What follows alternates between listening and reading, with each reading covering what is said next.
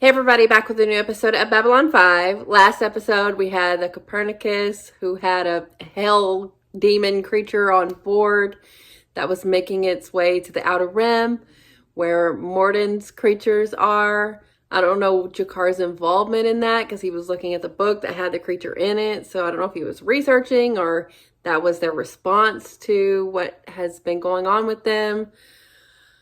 I don't know, but Dr. Franklin got very close to his patient that was on the Copernicus, but she decided that she had to go work some things out since she'd been asleep for 100 years. And we had some really good stuff with Garibaldi helping that one lurker guy who had a previous encounter with that hell creature. So this next episode is called Spider in the Web. And those Morden darkness things make me think of a spider. So is that what we're going to get into here? Not sure. But yeah, let's see. Here we go. I've read your proposal, Mr. Isogi. Frankly, you're either insane or a very brave man. I can well imagine that's what they said of your great-grandfather John when he volunteered to pilot the first colony ship to Mars. Let's talk. Please. That was the right thing to say. Oh my God, we get Earth? Ooh, San Diego did not look good. Control is prepared to go online. Commence operation. What? Any race can negotiate here without interference, even our own. This is a possible threat to Earth Alliance security, Captain, and as such, we are asking you to check it out. Nothing official. Just keep an eye peeled and an ear open, and report anything of interest to me. So be a spy. With all due respect, Senator, my duties as commander of B5 don't include spying on civilians. These are volatile times, Captain.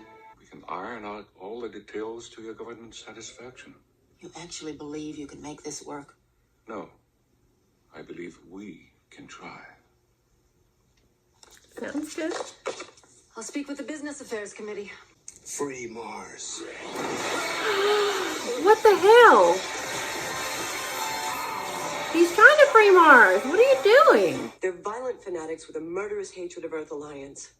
But this man was different. There was no thought of a cause in his head, no anger, no emotion of any kind. You were an old friend of Isogi's. You trusted him. With good reason. Mars was his dream, Captain.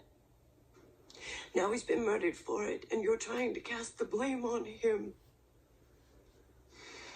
I'm sorry. I'm sorry, too. I mean, I get why he's, This really isn't necessary. questioning everything, but Nice it work. was a little insensitive So am I. for her. She's obviously Besides, grieving. this gives us a chance to get to know each other better. I've led a fascinating life. Mr. Garibaldi. Garibaldi, not Taro right Isogi now. was like a father to me. You'll forgive me if I'm not in the mood for your usual badinage. Could you at least tell me what badinage means? Context clues. I think you can figure it out. Why did you go after him? He was not the enemy. Unable to respond. Code not recognized. Code acknowledged. Report. Phase 1 complete. Download all mission data, then erase source file.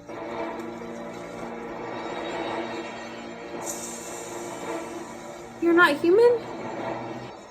Control states Ms. Winters could jeopardize mission. Eliminate her. Then continue with No. phase 2. Understood. You think she can be trusted? Yes, Yes. except Except? she's very loyal to Psychor. And you don't trust Psychor? No. Do you? I trust in individuals, not organizations. Then you may trust Ms. Winters. Good. I believe that. There's no way they could have known about this meeting. And even if they did, they had nothing to gain by killing Mr. Isogi. Yeah. Are the free Mars people being set up to take the blame for this? The Senate, Mars conglomerate. They'd be the most opposed. You're a damn robot. I sure like to know where you're going with this. Someplace very dark. I hope Good God, I'm wrong. I don't think you are. Hey, Arthur! Oh my God, run, Talia.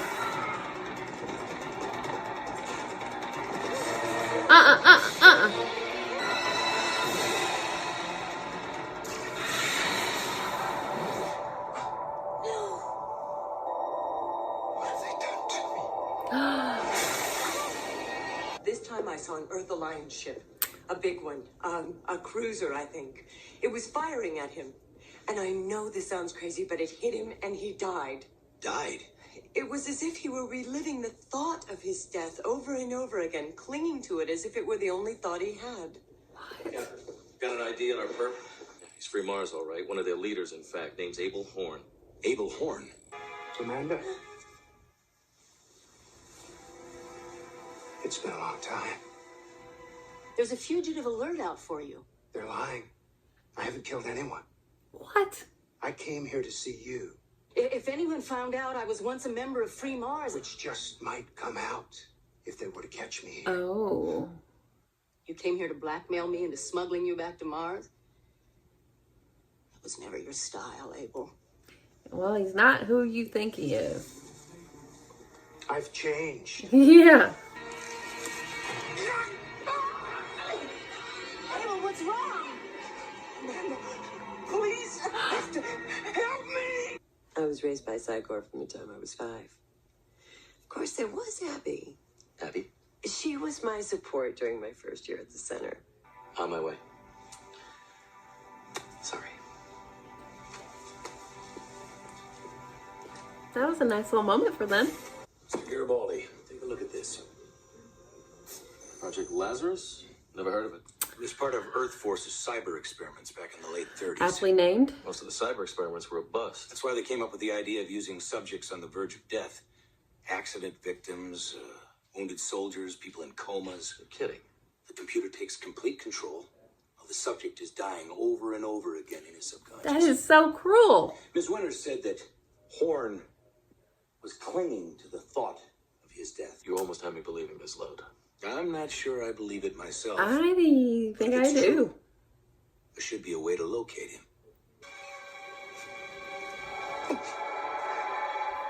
Amanda, I knew you'd help me. Abel, all I did was... Oh my God. Voila.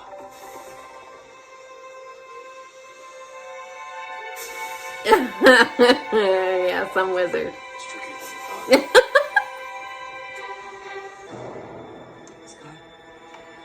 Damn. Is she dead too? Make one sound, and I'll kill you.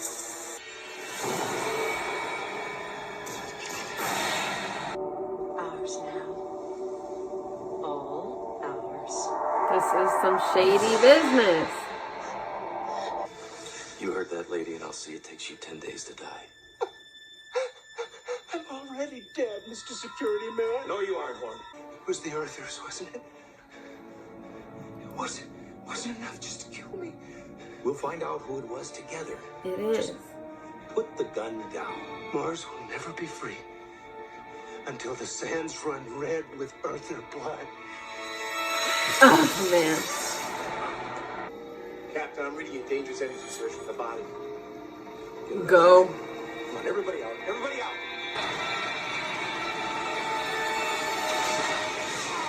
Dang. No evidence. Oh, yeah, of course. It's gotta be clean. He convinced me to join Free Mars. It wasn't a radical group at the time. Later, when they began to become violent, I left them. You said Taro Asogi's plan was the best hope for Mars. Did you mean that? Yes. Then continue to negotiate with Future Corp. Make Awesome. that happen. Why? To make sure Taro Asogi's dream becomes a Yeah. reality and to Don't keep let it you die where in you can vain. do the most good.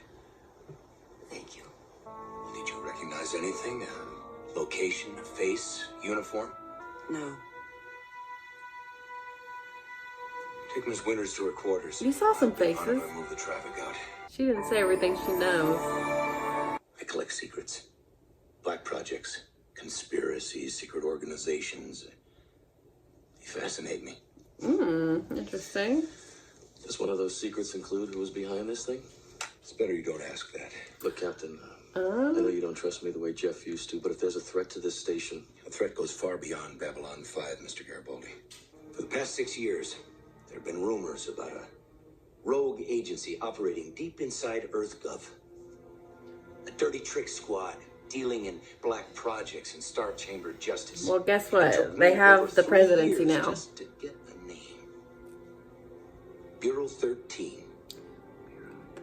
And the man who gave me that name died soon after. There is a spider in the web, Mr. Garibaldi. And I intend to find it and kill it. Let's go. Is the Bureau at hazard? Control does not believe so. Belief is not enough. He is to follow up until he is certain. We're supposed to know who she is?